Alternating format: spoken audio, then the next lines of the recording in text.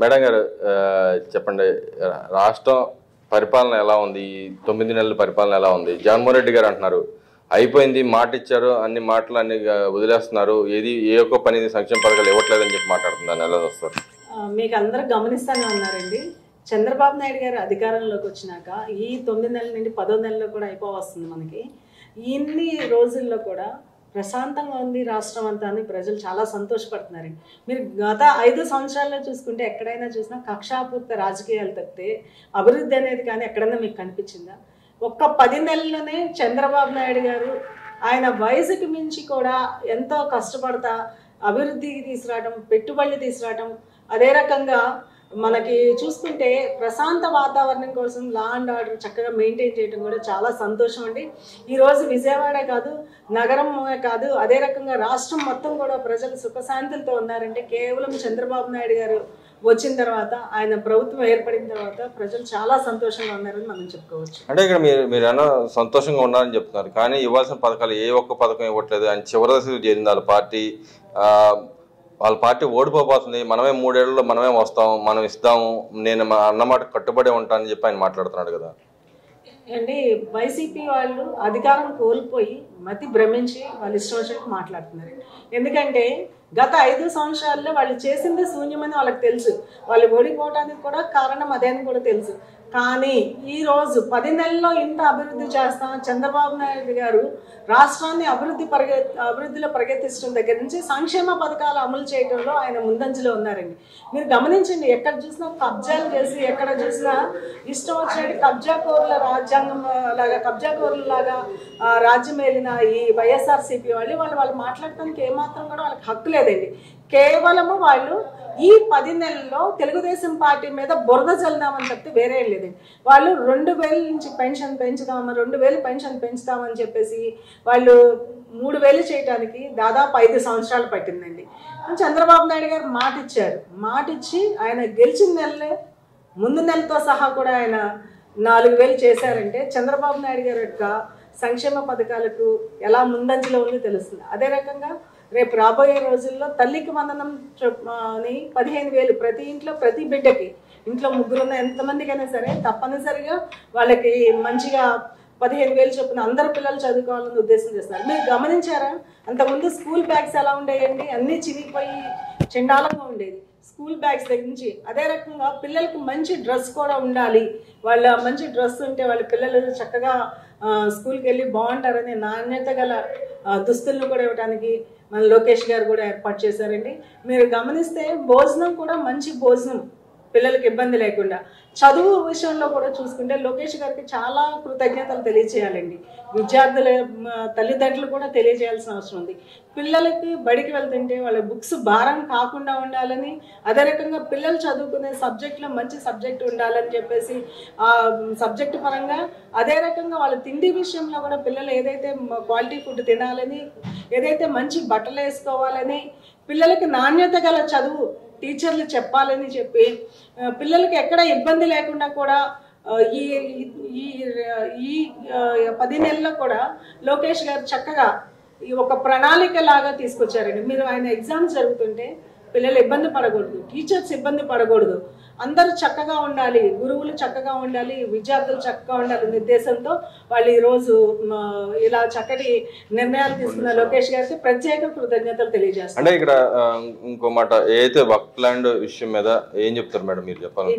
వక్ఫ్ board land issue పార్లమెంటులో bill pass అయింది ఏమండి. మీరు అంటున్నారు రోజా గారు ఏదో వీళ్ళందరూ ఏదో డైవర్షన్ పాలిటిక్స్ అని.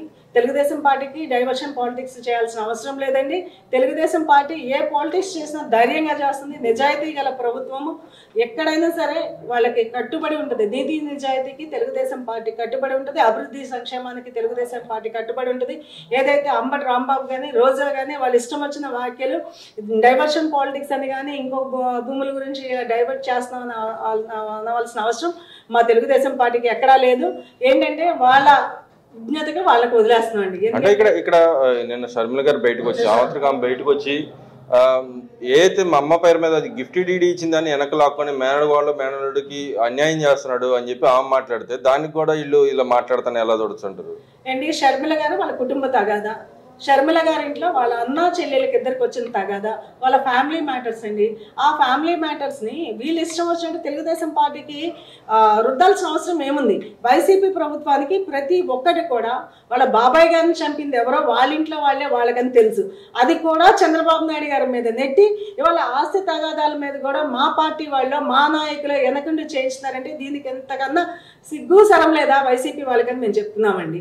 ఎందుకంటే ప్రతి ఒక్కటి మీరు చేసిన తప్పులన్నిటికీ వైసీపీ వాళ్ళు చేసే ప్రతి తప్పుని తెలుగుదేశం పార్టీకి రుద్దటం అంటే మీకు మీరు గోతులు తవ్వుకుని మీరు సమాధి కట్టుకున్నట్టేనండి. ఎందుకంటే చంద్రబాబు గారు అంటే ఒక వ్యక్తి, క్రమశిక్షణ గల వ్యక్తి.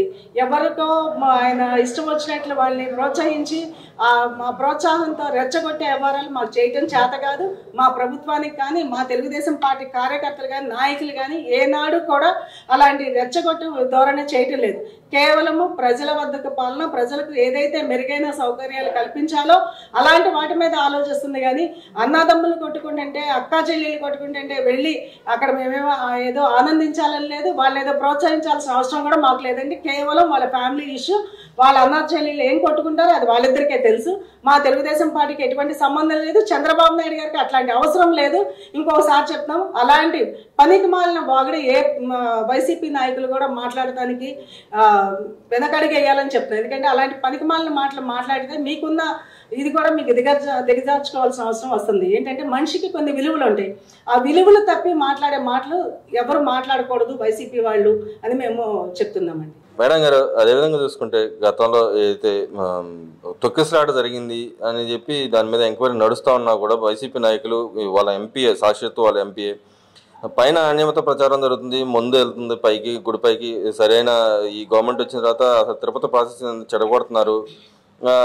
అదేవిధంగా ఇక్కడ లా అండ్ ఆర్డర్ లేదు కాబట్టి సెంట్రల్ గవర్నమెంట్ టేక్ ఓవర్ చేసుకోవాలని లేఖ రాసేది, దాన్ని ఎలా చూస్తారు? అదేవిధంగా రోజా గారు అంటున్నారు దేవుడికి నిద్ర లేకుండా చేస్తున్నారు, 24 గంటలు భక్తులకి దర్శనానికి భాగ్యం కల్పిస్తున్నారు కానీ అక్కడ దేవుడికి నిద్ర లేకుండా చేస్తారని చెప్పి అంటారు. నిజంగా నా పరిస్థితి ఉందంటారా? ఏంటి రోజా గారు ఈ 10 నెలల నుంచి ఖాళీగా ఉండి ఏం మాట్లాడాలో తెలియక ఇక వెంకటేశ్వర స్వామి మీద మాట్లాడితే ఏమైనా పబ్లిసిటీ వస్తుందనే ఉద్దేశంతో మాట్లాడటం మొదలు పెట్టారు అనుకున్నా. ఎందుకంటే ఇప్పుడు ఏదైతే ఎంపీ గారు మాట్లాడారో, ఈ ఎమ్మెల్యే గారు, మాజీ ఎంపీలు వీళ్ళు ఎలా మాట్లాడారో వాళ్ళ వ్యాఖ్యల్ని మనం పరిగణలోకి తీసుకోవాల్సిన అవసరం లేదు కాబట్టి మీరు అడిగారని మేము చెప్తున్నాము. 5 సంవత్సరాల క్రితము గంజాయి బ్యాచ్ అనేది ఎప్పుడు స్టార్ట్ అయింది, ఎలా స్టార్ట్ అయింది, గంజాయిని ప్రోత్సహించిన వాళ్ళు ఎవరు అని అంటే కేవలము వైసీపీ గవర్నమెంట్ అధికారంలో ఉండగానే అవన్నీ జరిగినాయి. అవన్నీ మర్చిపోయి ఇవాళ మీరు ఏదో కొండ మీద గంజాయి బ్యాచ్ ఉంది, ఆ బ్యాచ్ ఉంది, ఈ బ్యాచ్ ఉంది, లా అండ్ ఆర్డర్ మెయింటైన్ చేయట్లేదు అని చెప్తున్నారు. నిజంగా ఉంది అంటే మీరు 5 సంవత్సరాలు ఏం చేశారు? 5 సంవత్సరాల నుంచి పెంచి ప్రోత్సహించారు వీళ్ళందరినీ. ఇవాళ తెలుగుదేశం పార్టీ అధికారంలోకి వచ్చింది. అధికారంలోకి వచ్చిన తర్వాత తిరుపతి మొత్తం పైన ఏదైతే ఉందో వెంకటేశ్వర స్వామి గుడి దగ్గర మొత్తం ప్రక్షాళన చేస్తుంది. మీరు గమనించే ఉంటారు 5 సంవత్సరాల్లో ఎక్కడైనా భక్తులకు సరైన భోజనం ఏర్పాటు చేశారా? వైసీపీ గవర్నమెంట్ అధికారంలో ఉండగా ఆ రోజా గారు అక్కడే ఉంది కదా, నగర ఎమ్మెల్యేగా ఉన్నప్పుడు ఆమె ఎన్ని గమనించిందా? అక్కడ భక్తులకు సరైన సౌకర్యాలు ఉన్నాయా? మంచినీటి వసతి కూడా సరిగా ఉందా? ఏది సరిగా లేకుండా ఇష్టం వచ్చినట్లు రాజ్యం ఏలి ఆ 5 సంవత్సరాలు. ఈ రోజు అక్కడ తిరుపతిలోకి వెళ్ళిన ప్రతి ఒక్కళ్ళు కూడా భక్తులు చాలా సంతోషపడుతున్నారు. ఏంటంటే మంచి ప్రసాదం, అన్నప్రసాదం దగ్గర నుంచి అక్కడ మంచినీటి వసతి దగ్గర నుంచి ఏదైతే అక్కడ వాళ్ళు ఉండటానికి నివాసయోగ్యమైన వసతి సౌకర్యము ఉంటుందో వాళ్ళకి వెళ్ళిన 2-3 రోజులు కూడా అంతా బాగుందని చెప్తున్నారు ప్రజలు. కానీ కేవలం వీళ్ళు కావాలనే దురుద్దేశంతో ఏదో సెంట్రల్ గవర్నమెంట్ ఇన్వాల్వ్ అవ్వాలని చెప్తున్నారు. 5 సంవత్సరాల్లో మీరు చేయలేని పని ఏదైతే తెలుగుదేశం పార్టీ అధికారంలోకి వచ్చినాక భక్తుల మనోభావాలు దెబ్బతీయకుండా చక్కగా భక్తులకి ఏ రకంగా అయితే వాళ్ళ సౌకర్యాలు కావాలో అవన్నీ చేస్తుంటే ఈ రోజు నోటికి ఇష్టం వచ్చినట్టు మాట్లాడతామంటే అధికారం లేకపోయినప్పుడు ఒక మాట, అధికారం ఉన్నప్పుడు ఒక మాట మాట్లాడకూడదని నేను రోజా గారికి అదే రకంగా మాజీ ఎంపీ గారికి నేను చెప్తున్నానండి. కేవలము ఈరోజు చంద్రబాబు మీరు గమనించే ఉంటారు, తిరుపతికి ఒక వెలుగు వచ్చిందంటే, తిరుపతికి ఒక కీర్తి వచ్చిందంటే అక్కడ ఎన్టీ రామారావు గారు అధికారంలోకి వచ్చినాక, ఎన్టీ రామారావు గారు ముఖ్యమంత్రి అయిన తర్వాతే అక్కడ భోజన ఏర్పాట్లు, నిత్యాన్నదానం దగ్గర నుంచి అక్కడ ప్రతి ఒక్క వసతి మెరుగైన వసతులు కల్పించడంలో తెలుగుదేశం పార్టీ మొదట ఉందని అప్పటి నుంచి ఇప్పటికి కూడా ఏ ప్రభుత్వం అధికారంలోకి వచ్చినా మీరు ఒకటే గమనించండి, తెలుగుదేశం పార్టీ అధికారంలో ఉన్నంత కాలమే అక్కడ తిరుపతిలో సౌకర్యాలు బాగుంటాయని ప్రజలు ఎప్పుడూ అనుకుంటూ ఉంటారండి. అదేవిధంగా కరుణాకర్ రెడ్డి గారు అంటున్నారు అక్కడ అయితే భూములు ఇచ్చి ఏదైతే పైన ఇబ్బంది కలుగుతుంది కాబట్టి కిందే కొండ కిందే ఎవరైతే వచ్చే భక్తుల కోసం సౌకర్యార్థం ఒక కట్టబోతున్నారు, బిల్డింగ్ కట్టబోతున్నారు, దాన్ని కూడా రియల్ ఎస్టేట్ కంపెనీకి అమ్ముకుంటున్నారు, ఇక్కడ ల్యాండ్ భూములు అమ్ముకుంటున్నారు అని చెప్పి అన్నారు. గతంలో వాళ్ళు ఇచ్చిన భూములు వెనక్కి తీసుకున్నారు కాబట్టి ఈ విధంగా వ్యాఖ్య చేస్తున్నారని అన్నారు సార్ కరుణాకర్ రెడ్డి గారు. అంటే మీరు ఒకటి గమనించండి, కరుణాకర్ రెడ్డి గారు వాళ్ళంతా వైసీపీ గవర్నమెంట్లో వాళ్ళు పనిచేసిన భావాలు వాళ్ళకు ఉంటాయి. ఎందుకంటే కేవలం వైసీపీ అధికారంలో ఉన్నప్పుడు మీరు ఎక్కడ చూసినా కబ్జాలు చేయటము వాళ్ళకి అలవాటు కాబట్టి అలాంటి మనస్సు వాళ్ళకి ఉంటుంది కాబట్టి ప్రతి ఒక్కళ్ళు అదే రకంగా వాళ్ళు అనుకుంటారు. భక్తుల వసతి గృహాలు కట్టించాలని, వాళ్ళకి మెరుగైన సౌకర్యాలు అందించాలనే ఉద్దేశంతో ఈ రాష్ట్ర ప్రభుత్వం చేస్తుంది. కానీ వాళ్ళు ఊహించిన విధంగా వాళ్ళు ఏదో మనసులో ఒకటి పెట్టుకొని ఏదో ప్రతిపక్షంలో ఉన్నాం కదా అధికార పక్షాన్ని కామెంట్ చేయాలనే ఉద్దేశంతో, తిరుపతి యొక్క ప్రతిష్ట దిగజార్చుదామనే ఉద్దేశంతో చేయటం వాళ్ళకి ఏమాత్రం తగదు. వాళ్ళు అధికారంలో ఉన్నా ఉండకపోయినా, వాళ్ళు ఒక ఎమ్మెల్యే అయినా అవ్వకపోయినా అక్కడ ప్రజల యొక్క మనోభావాలను దెబ్బతీసే మాటలు మాట్లాడకూడదని, ఏదైతే భక్తుల మనోభావాలను దెబ్బతీసే మాటలు వాళ్ళు మాట్లాడటం వాళ్ళకి ఏమాత్రం తగదని మేము చెప్తున్నామండి. అదేవిధంగా నిన్న లోకేష్ గారు మంగళగిరిలో ఏదైతే పేద ప్రజలకు పట్టాలు ఇస్తాను హామీని నెరవేర్చారు కదా, దాన్ని ఎలా చూస్తారు? చాలా సంతోషం అండి. మేము కూడా తెలిసిన వాళ్ళందరూ మంగళగిరిలో అక్కడ ఏదైతే అక్కడ ఇస్త్రీ పని చేసుకునే వాళ్ళు మొన్న కనపడ్డారు, వాళ్ళందరూ చెప్తున్నారండి. చాలా సంతోషం అండి. ఇన్ని సంవత్సరాల్లో నిజంగా ఇట్లాంటి మంచి కార్యక్రమం చేపట్టిన లోకేష్ గారికి ప్రత్యేక ధన్యవాదాలు తెలియజేసుకుంటా ఉన్నారు. ఇన్ని సంవత్సరాలు మా అందరికీ పట్టాభూమి లేదండి. ఎంతోమంది ఎమ్మెల్యేలు ఇక్కడ ఉన్నారు.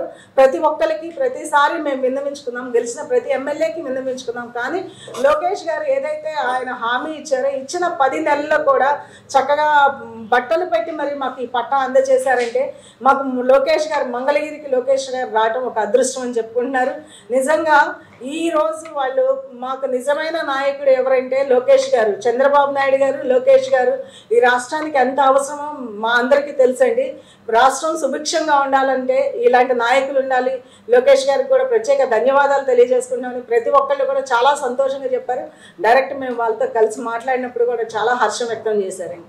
అదేవిధంగా చూసుకుంటే రాష్ట్రంలో వస్తున్న పెట్టుబడుల వ్యవహారం చూస్తే కొట్టినకాయ కొడతా ఉన్నారు అని చెప్పి మాట్లాడుతున్నారు. గతంలో అయితే రిలయన్స్ అయితే వచ్చింది, మొన్న ఈ మధ్య వచ్చిన రిలయన్స్ కంపెనీ కూడా గతంలో మేము ఉండగా బిగించేసాం, ఈ గవర్నమెంట్ మళ్ళీ కొబ్బరికాయ కొడుతుందని చెప్పి మాట్లాడారు. నిజంగానే ఆ పరిస్థితి అసలు అలా జరిగిందంటారా? గతంలో వాళ్ళు వచ్చినప్పుడు ఫ్యాక్టరీలు వచ్చినాయి అంటారా? ఏమండి, మనము మీరు అడిగితే నేను చెప్పవసరం లేదండి, ప్రజలందరికీ తెలుసు ఎన్ని కంపెనీలు వచ్చి వెనక్కి వెళ్ళిపోయినాయి గత 5 సంవత్సరాల్లో. కేవలం ఆ ప్రభుత్వం మీద నమ్మకం లేక, వైఎస్ఆర్సీపీ మీద నమ్మకం లేక, ఆ ప్రభుత్వం మీద నమ్మకం లేక పెట్టుబడి పెడతానికి భయపడి ఒక్కళ్ళు కూడా ఆంధ్రప్రదేశ్ రాలేదండి. ఇవాళ చూడండి, పెట్టుబడులు పెట్టడానికి వస్తుంటే కూడా మన రాష్ట్రం అభివృద్ధి చెందుతుంది, మన పిల్లలకి ఉపయోగపడుతుంది, ఇక్కడ ఉన్న వాళ్ళకి ఉద్యోగావకాశాలు వస్తాయని ఒక ఆలోచన కూడా లేకుండా ప్రతిపక్షము ఇలాంటి దుర్మార్గమైన వ్యాఖ్యలు చేయడం చాలా బాధాకరమండి. మీరు చేయలేదు. 5 సంవత్సరాలు రాష్ట్రాన్ని వెనకబడేయడానికి మీరు పాల్పడ్డారు. విద్రోహంలో ఏదైతే విధ్వంసాలు ఈ తప్పితే మీకు ఏది చేతగాల. కేవలము 10 నెలల్లో ఇన్ని పెట్టుబడులు తీసుకొస్తుంటే మెచ్చుకోవడం అంటే మీ మనస్సాక్షికి మెచ్చుకోలేదు. ఎందుకంటే మీరు ఏది అభివృద్ధి చేయలేదు కాబట్టి. కనీసం రాష్ట్ర ప్రజలకి అభివృద్ధి కోసం అయినా సరే మీరు ఇలాంటి పనికిమాలిన మాటలు మాట్లాడకుండా ఉంటే చాలా మంచిదని చెప్తున్నాను. ఎంతోమంది ఇక్కడికి వచ్చి పెట్టుబడి పెడితే ఎంతోమంది ప్రజలు ఏదైతే విద్యార్థుల తల్లిదండ్రుల దగ్గర నుంచి వాళ్ళు ఒకటే అనుకున్నారు, ఈ పరిస్థితిలో మా పిల్లలు ఎక్కడికి బయటకు వేరే రాష్ట్రం వెళ్ళే అవసరం లేదు, ఎక్కడికి వెళ్ళే అవసరం లేదు, మా ఆంధ్రప్రదేశ్లోనే మా పిల్లల భవిష్యత్తు బాగుంటుందని ఇంతమంది సంతోషపడుతుంటే రాష్ట్ర ప్రజలు ఇలాంటి పనికిమాలిన వ్యాఖ్యలు చేస్తా, పనికిమాలిన మాటలు మాట్లాడతా, కాలక్షేపం కబుర్లు చెప్పడం ఈ వైసీపీ గవర్నమెంట్కి తప్పితే, వైసీపీ నాయకులకు తప్పితే వేరే ఒకరికి ఇలాంటిది చేత కదని మేము చెప్తున్నామండి.